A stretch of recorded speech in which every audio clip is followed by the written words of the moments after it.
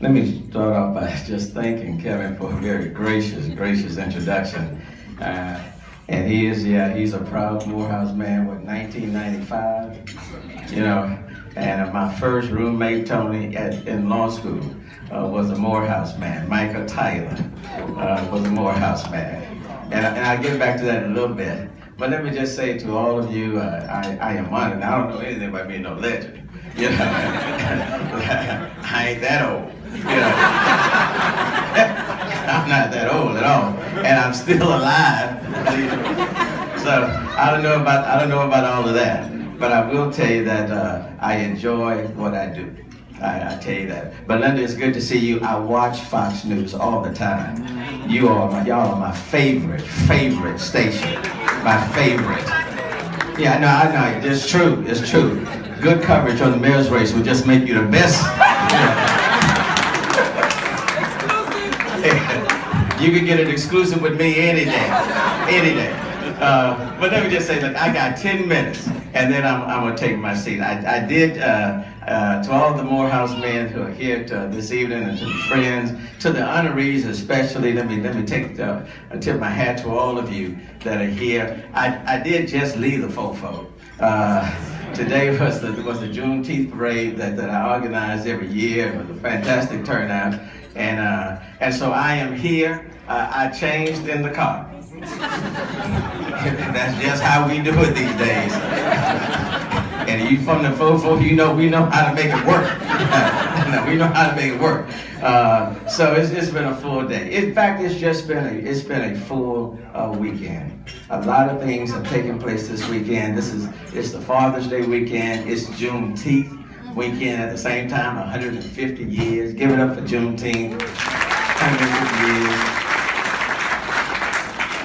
A good friend of mine, State Representative Al Edwards, they honored him in Galveston for this weekend. He got the bill passed that created the state holiday for Juneteenth. So that started on January 1st of 1980. We've been celebrating it. And so since General Granger from the Union Army came to Galveston first on Juneteenth in 1865, and we got the news 2.5 years late.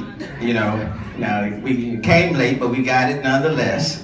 And when he read that order on Juneteenth on the veranda in Galveston, the historian said that there were two groups of people. They responded in two different ways. There was one group of slaves when they heard General Granger reading General Order Number 3.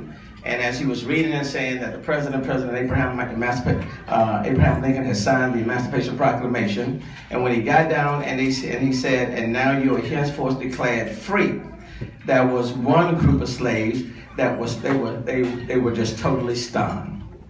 They heard it, but they didn't know what to do, and so they were paralyzed. They kept saying, "Did he say free?" But they did not move. Now, the other historian said there was a second group. And the second group said that when General Granger was reading General Order Number 3, and he said, "President Abraham Lincoln has signed the Emancipation Proclamation, and from this day forth, you are now henceforth declared free," that second group said, just took off running. The general was still reading the order, and they were already gone. And the historian said they were asking them, "Where y'all going?" They said, "We don't know where we're going. We just know we got to get the hell out of here." So they were already gone. I would tell you that was on Juneteenth, 1865. But even today, we still find that mindset today. There are some people who are still waiting, still trying to figure it out, paralyzed in their tracks, not moving. They're still waiting, asking one another, what does that mean? But then there's another group, and they are energized, they're excited, they recognize they want more, they can do more, they can have more, and they're willing to work for more. That embodies Morehouse men, and they are ready to go. And so the message, quite frankly, is even as fathers, what group do we find ourselves in? Are we still waiting? Are we paralyzed? Are we kind of debating, not doing much? Or we are in that second group, and that is we know where we are. It's not necessarily where we want to be or where we want to remain. We want more, not just for ourselves, but we want more for our families, for our children, for our loved ones, for our community, for our city, for our state and our country. And therefore, we recognize that we have to put our shoulders to the plow and work for more. Because the reality is, nothing just comes to you on its own.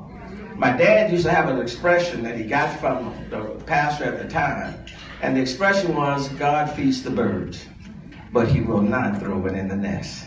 At some point in time, you got to get up out of the nest and go and get it yourself. Now, that was one of my dad's favorite statements. God feeds the birds, son, but he will not throw it in the nest. At some point, you got to get up and go and get it yourself. And that's the reality. Even as I reflect on this Father's Day weekend, my dad, who is no longer here, who died in 1968 of cancer, rearing 9 kids in Acres Home. He came from Washington County, and my mom from Brenham and Chapel Hill. They moved to Acres Home, and that's where he purchased that home in 1954. And that was his mantra. Even without a high school diploma, he wanted more. He recognized that what he had was not enough. So he came to Houston, purchased a home in 1954, 2-bedroom home. But my dad did believe in being very productive. Now, he may not have been productive on, a whole lot of money, but he created a whole lot of Turners. So there are 9 of us. Every 2 years, my dad was taking care of his business. And so when you start with my oldest brother, my oldest sister, you just go down. Every 2 years, there was another Turner being produced. Every 2 years, every 2 years, every 2 years. And, but he was hard working. And he was willing to sacrifice. And he wanted more for each one of his kids. And even at times when we were at the house, 2 bedrooms, 9 folk, and my dad's philosophy was, my mom, his wife, and himself had 1 bedroom. That was their bedroom. The rest of y'all find a place to be. So you had 9 of us between that other bedroom and the floor and the couch, but just find you a spot. His deal was, I'm going to provide a roof over your head. There will always be food on this table, and you will find a spot in this house. And anywhere you find is good enough. And then his deal was, when he said as we would get older and we would leave from the house, my dad was a very proud man, and his name was just very important. I mean, it meant a lot to him. And so he would tell his kids as we left the house, you're leaving my house with my name in good standing. Bring my name back the very way you have taken it from this house. That was his belief. That was his philosophy. That when you leave my house, I've worked a lifetime for my name. And so when you leave my house, you're leaving my house with my name in good standing. Bring it back the very same way that you have left my house. Because all during my father's life, when he worked at Continental School as a painter, I would see my dad and my mom on payday, on Fridays, Doc. The 2 of them would sit at the kitchen table. They would go over their bills. They would decide which bills that they were going to pay. And during those 2 weeks when he was not getting paid and things got rough, my dad and my mom could go down to the local grocery store and just get as many of the groceries as they wanted. And at the end, when the cashier would ring it up, he would just sign his name on this sheet of paper, on this paper, and was tell the owner at the time, when I get paid, I'll come back and take care of my bill.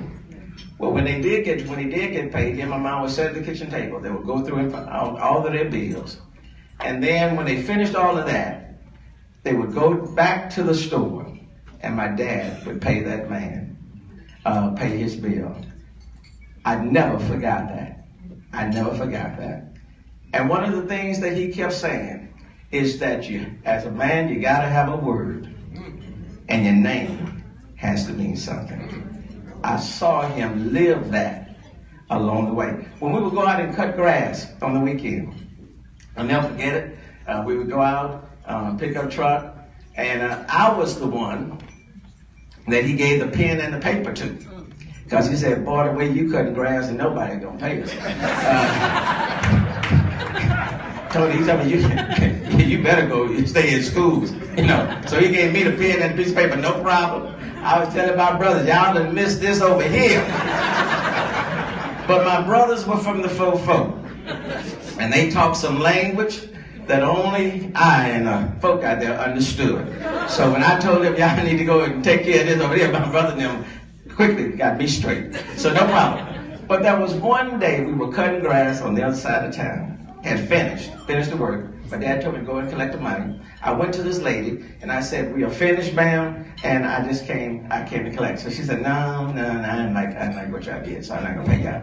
So I went and told my dad, I said, she didn't want to pay us. He said, did she tell you why? I said, she just said she wasn't gonna pay us. So he said, okay, come on. So he went, knocked on the door, and he told her, he said, ma'am, we are finished. We are finished. The work is done. And Sylvester says that you don't want to pay us. So she said, well, no, I don't want to pay you. So he said, well, tell me what the problem is, and we'll fix it. Just tell me what the problem is. And she didn't come up with a good answer. So he kept saying, tell me what the problem is, and we will fix it. Otherwise, pay me my money. So she couldn't come up with a reason. So she went and she got the money. And she was about to pay my dad. And my dad stopped her and said, no, I'm not the one who asked you. You pay my son. He was the one who asked you. Now you pay my son.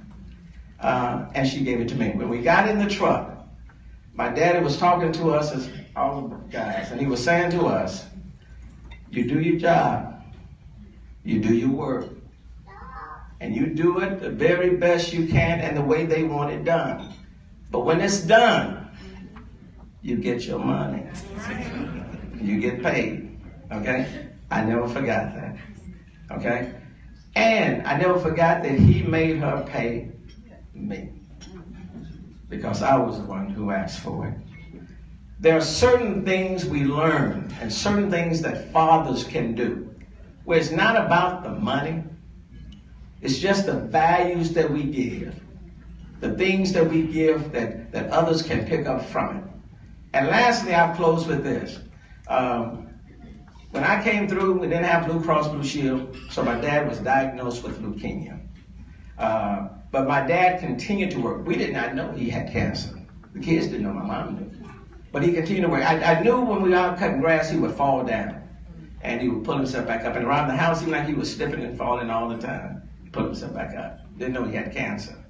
But my mom subsequently told us that your father decided that since we didn't have Blue Cross Blue Shield and all that, and he had all these kids he needed to take care of, that he was just going to work until the good Lord called him home. And what I learned from my dad, even in his living and dying, was that when you get knocked down, you literally have to learn how to pull yourself right back up.